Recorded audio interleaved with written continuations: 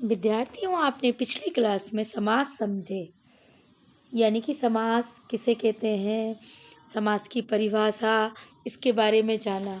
आज मैं आपको समास के प्रकार के बारे में समझाऊंगी। सबसे पहले समास का जो प्रकार है, जैसे कि मैंने पिछली कक्षा में बताया था कि समास 6 प्रकार के होते हैं। समास का सबसे पहले जो पहला प्रकार है अव्ययीभाव समास। अव्ययीभाव समास, इसमें पूर्व पद प्रधान होता है, जैसे कि यथाशक्ति, शक्ति के अनुसार। पूर्व पद अर्थात पहला पद। दूसरा समास है तत्पुरुष समास। तत्पुरुष समास के कई भेद हैं। जैसे कि मैंने पहले बताया था कि कारक और उनकी विभक्तियों के अनुसार तत्पुरुष समास के भेद किए गए हैं। कर्म तत्पुरुष है सबसे पहले। कर्म तत्पुरुष में बीच में जो विभक्ति आती है वो हट जाती है, और कर्म तत्पुरुष की विभक्ति है को। यानी कि आपको तत्पुरुष समास के भेद यदि अच्छी तरह से समझने हैं तो कारकों की विभक्ति चिन्ह आपको याद करने होंगे, जिससे कि आसानी से समझ में आ जाए। तो कर्म कारक की विभक्ति को का लोप हो जाता है कर्म तत्पुरुष में। जैसे यश को प्राप्त, यश प्राप्त। ग्राम को गया हुआ, ग्रामगत। नेक्स्ट है करण तत्पुरुष।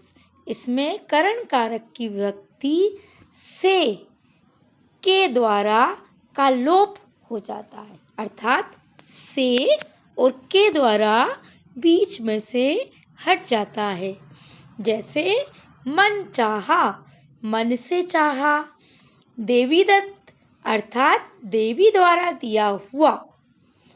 अगला तत्पुरुष है संप्रदान तत्पुरुष। इसमें संप्रदान कारक की विभक्ति के लिए का प्रयोग होता है, अर्थात के लिए का लोप हो जाता है। संप्रदान कारक की विभक्ति है के लिए। उदाहरण के लिए राष्ट्र प्रेम, राष्ट्र के लिए प्रेम। पूजा घर, पूजा के लिए घर। इसके बाद आता है अपादान तत्पुरुष, यानी कि से विभक्ति का लोप होना। अब आप कहेंगे कि करण में भी से आया था, परंतु ये से अलग होने के अर्थ में है। जैसे कि रोग मुक्त अर्थात रोग से मुक्त, ऋण मुक्त, ऋण से मुक्त। अगला है संबंध तत्पुरुष। संबंध तत्पुरुष में का, की, के, इन विभक्तियों का लोप हो जाता है। जैसे मात्र छाया, मात्र की छाया। देव कृपा, देव की कृपा। गृह सुख, गृह का सुख। पति प्रिया, पति की प्रिया। अब आता है अधिकरण तत्पुरुष।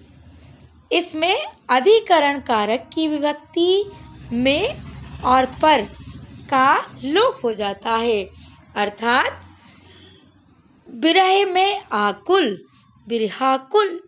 स्मृति में लीन, स्मृति। दान में वीर, दानवीर। इस प्रकार तत्पुरुष के ये भेद आपने समझे और निश्चित रूप से समझ में आए होंगे। अब मैं आपको कर्मधारय समास, जो कि तीसरा प्रकार है समास का, उसके बारे में समझाऊंगी। कर्मधारय समास में उत्तर पद प्रधान होता है, अर्थात बाद का पद। इसमें विशेषण, विशेष या उपमेय उपमान का संबंध होता है।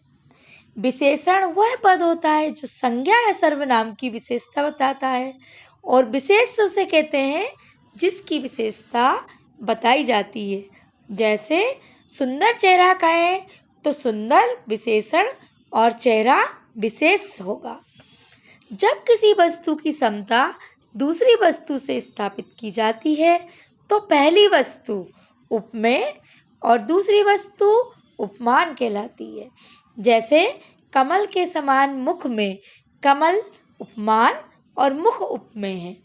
उदाहरण के लिए शशिमुख को देखें, ये एक समस्त पद है जिसका विग्रह है शशि के समान मुख अर्थात चंद्रमा के समान मुख। इसमें प्रधानता उत्तर पद की है, ना कि पूर्व पद। उत्तर पद मतलब बाद का पद। जैसे नील कमल, नीला है जो कमल। नीलकंठ, नीला है जो कंठ। महाराजा, महान है जो राजा। अब अगला समास आता है द्विगु। द्विगु समास बहुत ही सरल है। आपको बस ये याद रखना है कि इसमें पूर्व पद संख्यावाची होता है, अर्थात कोई भी गिनती वाली संख्या आती है। जैसे नवग्रह, 9 ग्रहों का समूह। सतसई, 700 का समूह। चौराहा, 4 राहों का समूह। अब अगला समास जो आता है वो है द्वंद्व। द्वंद्व समास में दो शब्दों के बीच में या और का प्रयोग होता है।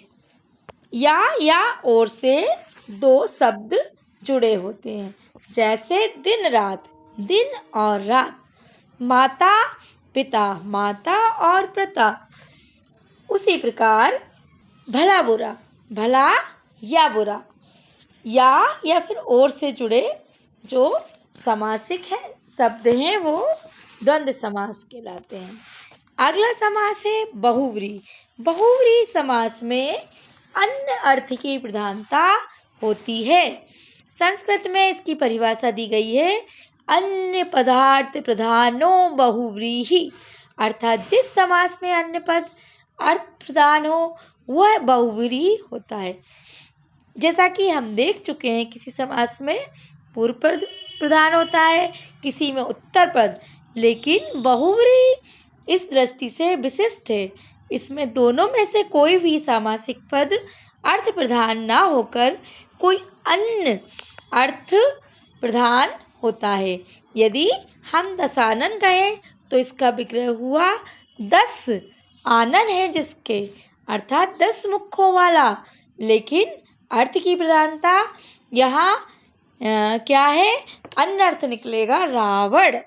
उसी प्रकार त्रिलोचन, 3 है लोचन जिसके, अर्थात शिव। विष्णु प्रिया, विष्णु की प्रिया है जो, अर्थात लक्ष्मी। तिरंगा, 3 रंगों का समूह है जो, भारतीय ध्वज। इस प्रकार अन्य अर्थ की प्रधानता बहुव्रीहि समास में हमें दिखाई दे रही है। अब आपको ये अच्छी तरह से समझ में आ गया होगा कि समास को किस तरह से हमने विभाजित किया है और उदाहरण द्वारा हम अलग अलग तरीकों से बहुत आसानी से समझ सकते हैं। क्योंकि एक बार जब हमें समास समझ में आ जाते हैं तो हमें इन्हें याद नहीं करना पड़ते, हम अपनी समझ से लिख सकते हैं। समास हिंदी व्याकरण का महत्वपूर्ण अंग है। निश्चित रूप से विद्यार्थियों, आपको ये समास समझ में आए होंगे। अगली कक्षा में मैं आपको हिंदी व्याकरण का कोई और पार्ट समझाऊंगी और सरल शब्दों में। यदि कुछ और भी समझना चाहते हैं तो आप कमेंट में मुझे लिखकर भेज सकते हैं। धन्यवाद।